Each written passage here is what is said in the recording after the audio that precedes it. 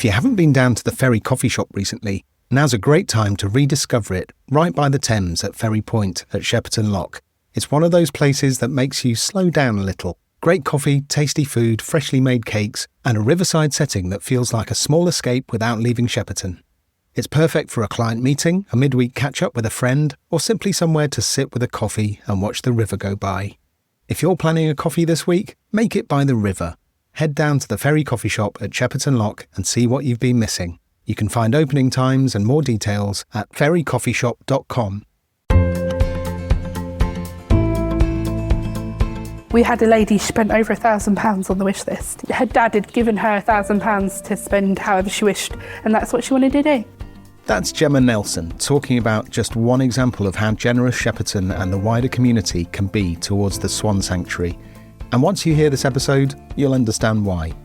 Welcome to the Sheppertonian. I'm Gareth, and this is the podcast that brings you stories, voices and events from in and around Shepperton. Before we get into it, a thank you to the Sheppertonian Business Club partners and members who make production possible. The Ferry Coffee Shop, purveyors of fine coffee, tea and snacks. Me On Media, small business support based here in Shepperton, offering flexible support to keep things running smoothly in your business. The Sound Boutique, thoughtful audio for every story. And our business members, Island Motors, Shepperton-based, family-run MOT servicing and repairs. And Love Biltong, a better-for-you snack, whole protein with real flavour. And if you missed it, both of our live episodes are now up. Dick Gregory on the Shepperton Village Fair and Farah Charles and Dan Burton from Shepperton Studios talking about its 95th year. Well worth checking out. Head to thesheppertonian.uk/podcast to have a listen. In this episode, I went to Felix Lane to see the Swan Sanctuary. I sat down with Mel Nelson and her daughter Gemma. 3 generations of one family have now devoted themselves to this place. They showed me around, and what follows is a conversation about swans, about cruelty, about an operating theatre most vets would recognise, and about a family carrying forward something much bigger than any of them. I started by asking what a typical day actually looks like. A proper day would start with feeding and cleaning everybody we've got, attending to any emergency that's really won't wait, but then stacking it up as we go. Like we know today that we've got the black swan at Shepperton Lock. Somebody very kindly took the line off him, but they left the hook in, so now he's very skittish. We can't catch him, but he's got a great big hook in his neck. So they know that they've got to do that when they come back from this other thing in London. And then we do all the feeding again late afternoon to keep them going overnight, make sure everybody's had their medications. On top of that, the phone never really stops. We cover all the way into London and sort of a little bit further up, but our phone calls come from all over the country, so we help direct people to closer rescues for them, and sort of help people, because it's not very easy for people to find where they need. There's a brilliant website called helpwildlife.co.uk that will help you find a wildlife rescue near you. But yeah, so we field calls for all sorts of emergencies all over the country. Other rescues use them too, particularly when a case is beyond what they can manage. We get lots of people that are redirected to us, or indeed other centres use us because we've just got the space and they haven't. If it's just a little sort of rescue, they can't take things long term. And like rearing ducklings, you can see how much space they take up. You've only got to have a week's worth of ducklings and you're overrun if you're only a small rescue. Referral for big cases for swans. So a lot of people can do sort of quick in and out, rest and recuperation, but if it needs surgery or long-term treatment, then it's referred here and we take them on. The sanctuary's story starts with Mel's mother, Dot Beeson. So Mum was always the neighbours used to bring in, I've got a little catted bird thing, so she used to take a lot of that sort of thing. And then one year we had a gravel pit near where we lived and the swan was injured and we had to find help for it, which she did. There was a swan charity at the time, which later folded, and we just kind of picked up the pieces and kept going. So we started at our house in Egham, and then we had the site in Egham that was allotment land that wasn't used, and then we came here and we bought this bit. Finding this site, 6 acres at Felix Lane with a lake connected to the Thames, took years. Obviously took quite some years, particularly finding this site, because we knew we wanted something with water and we wanted plenty of space and we wanted to own it, so we didn't have to worry about having to leave or people planning whatever. We just wanted a permanent home. That was Mum's dream. And she was very pleased once we'd got in here. And even now, the place keeps changing shape. Well, I mean, it's still evolving, but it's taken a long time to get things exactly as we need them. Things change and you're like, actually, we don't do that anymore. We want to do this bit. I mean, it's constantly on the refurb. It's like the Forth Bridge because it does get heavily used and different things come up that we need to be able to accommodate. And just volume, of course, ducklings. You can see how many we've got. And maybe originally we maybe thought we were going mad at doing 30 ducklings in a year where we wouldn't blink at 300 now. It's usually way more than that. The charity was formed in the early 1980s and Mel was there at the very start. I was with her right at the beginning with Steve, and once the charity was created, and there was my husband and the trustees that we've got now were all in at the beginning, and that's 35 years ago the charity was formed, but we'd been working for a while before that.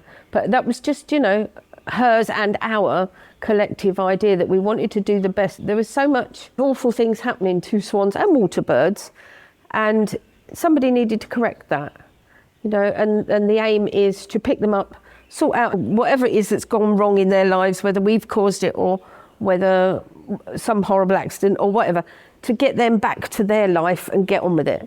Not to interfere or not do the right thing, but just to resolve something that was wrong. I asked what carrying that forward means to Gemma. It's very much making her proud. I know she was exceptionally proud of all of us doing it. Yeah. Quite frequently. My big strong girls. My big strong girls all the time. That, and she was very proud that it was women. I mean, we are mostly women orientated. Yeah. A lot of our rescuers are women. Yeah, most of our staff are women. Yeah. And as I mentioned, it's now a third generation in. She was made to bits when my daughter was born, and then when she was able to walk, wanted to help. Like from, there are photos of her toddling about behind my nan, helping and, feeding the birds and all that kind of stuff. Yeah. She very much wanted everybody to see what was going on. I think that's the thing, raising awareness for it. She wanted people to see what awful things were going on, because lots of people just didn't know. And to a certain extent, they still don't. People are like, oh my God, that happens? Yeah, all the time. Yeah. Dot passed away in 2020, but you wouldn't know it from talking to Mel and Gemma. She's in every answer they give.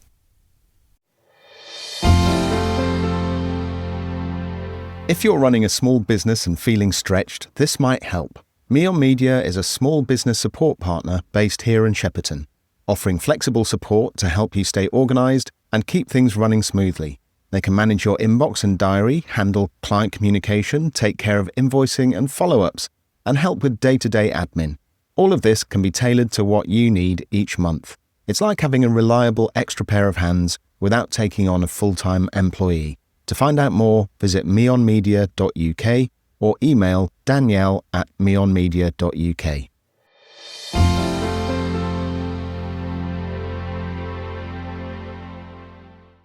Shepperton Matters is your monthly community magazine, hand-delivered, available for pickup and also online at villagematters.co.uk. You'll find it full of stories, history, information and local traders and advertisers. 9,000 copies are distributed every month. Call Monica Jones on 07979 808 991 for more information.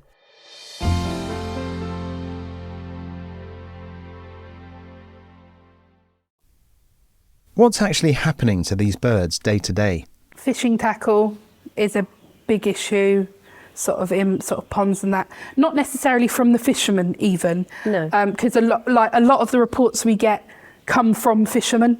They're like, I'm here, this one's tangled up in line. It all comes down to those that aren't following the rules. So, tackle left abandoned, that kind of stuff. Yeah. So we get a lot of that. There's a lot of catapulting going on at the minute.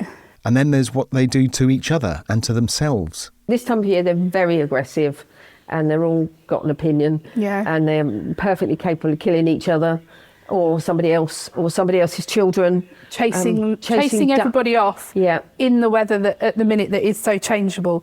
They don't like particularly flying in high winds, but if they're chased off, they will, which 9 times out of 10 leads them to just falling out of the sky. They go, I don't want to fly anymore, and then they just come down wherever they are. Walton Bridge, it turns out, is something of a known hazard. The bridge is that colour so that you can see it against the grey sky, but of course, when your head is 2 foot, 3 foot away from your body, so your turning circle, and your eyeballs are on the side of your head, you've got to turn your head and still go forward before you realise you've hit something. So they're not fabulous. I mean, they're good at flying as long as there's nothing in the way. Yes. The sanctuary has its own operating theatre, possibly the only swan-specific one in the country. So we are a registered veterinary practice. Yes, so it's just a regular operating theatre. Any surgeon or veterinary surgeon would recognise all the bits and pieces, and it just means that they can come in, have an operation, and be back next to their friend as they wake up. So there's no sitting next to a dog in the regular practice, or it's all geared specifically for them, because birds can be a bit tricky to keep asleep because they breathe differently. And their vet has written the book on it, literally. This is our vet. She wrote She the chapter. literally wrote the book on looking after them. So she's pretty... Done all sorts of things. Yeah. I mean, there are lots of really good wildlife yeah. vets, but ours just happens to be swan specific. She specialises, and she's not afraid to have a go either. And recovery, when it works, is remarkably fast. Swans recover because of the way they breathe. They wake burn up it really off quickly. quite quickly. So it's only about 5 minutes, and they're a bit flippy floppy and a bit wobbly, and then they're up and having their lunch. It's really that fast. They really, really shake it off quite quickly. Obviously, they're not 100% right as rain afterwards. Oh, but no. It can take sort of a week or so until they're ready to go outside. But they do tend to... Yeah. We try and move them through as quick as we are able to, just to make sure they don't get too tame. Yeah. We want to try and... Our goal is to keep everything as wild as possible and to get it back to the wild if we can, or get it back to a life that is as wild as we can get it. It turns out that swan bones are hollow. Bizarrely, swan bones are hollow. So when they break something, it's not a case of, I'll pin that back together. Because 9 times out of 10, it just sort of shatters like glass. You can't fix it. Here we have a demonstration model.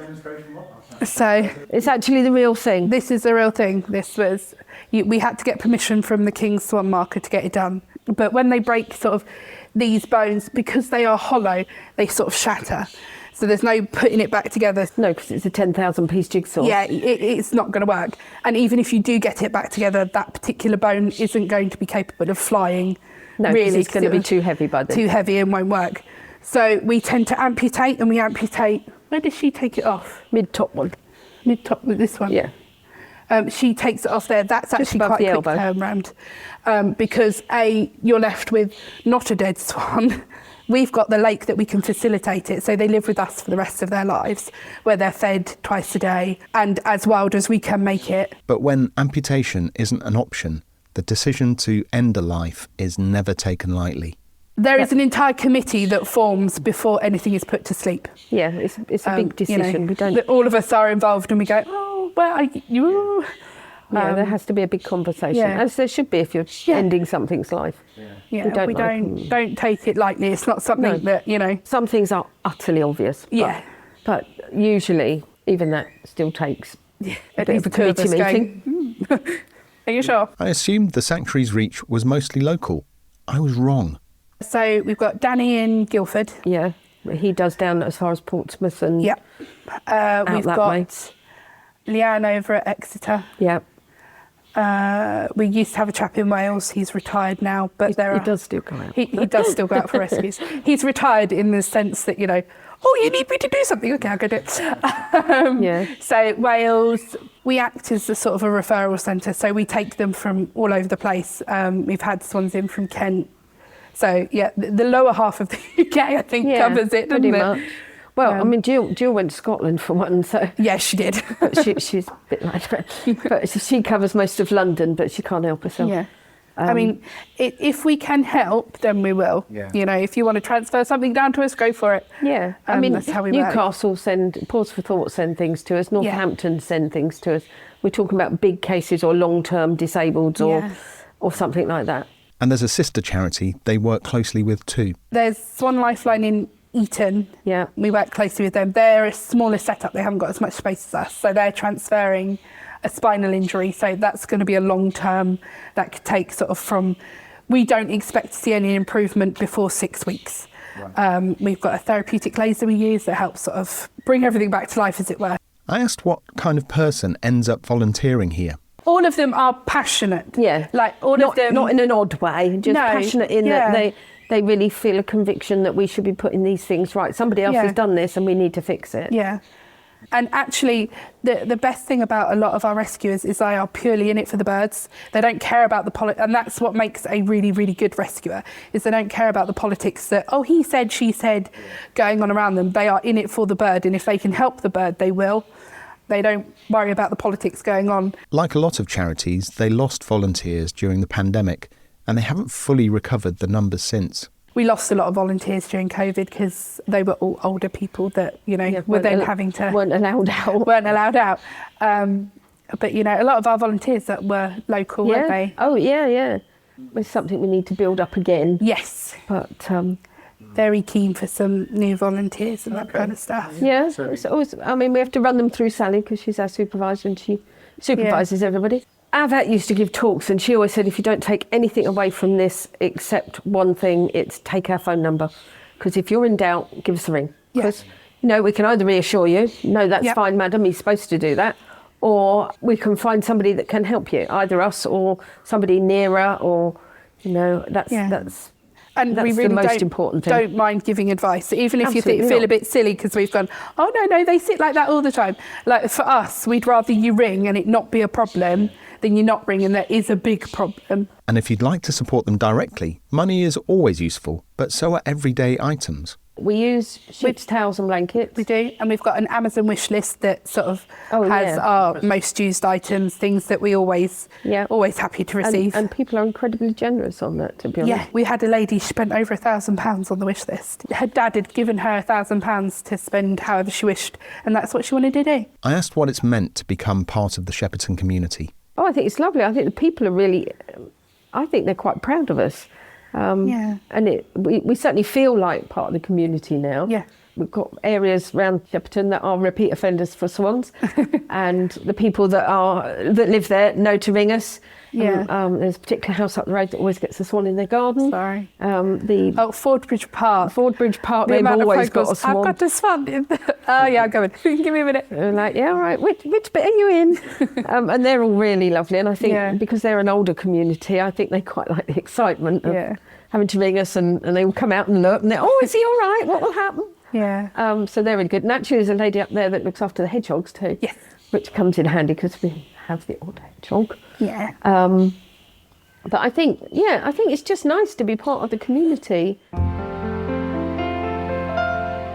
That was Mel and Gemma Nelson of the Swan Sanctuary, multiple generations of one family still doing what Dot Beeson started in a back garden over 40 years ago. If you ever find a swan or water bird in distress, the Sanctuary's number is worth saving now rather than searching for later.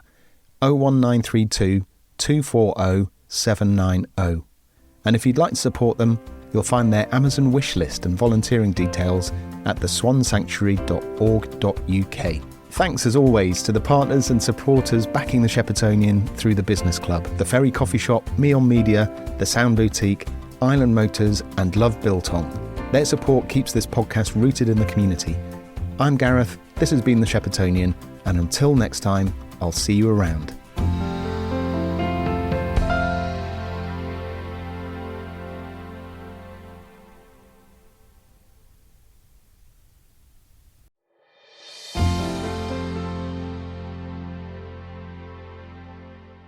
This podcast is produced by the Sound Boutique, an award-winning audio production company right here in Shepperton.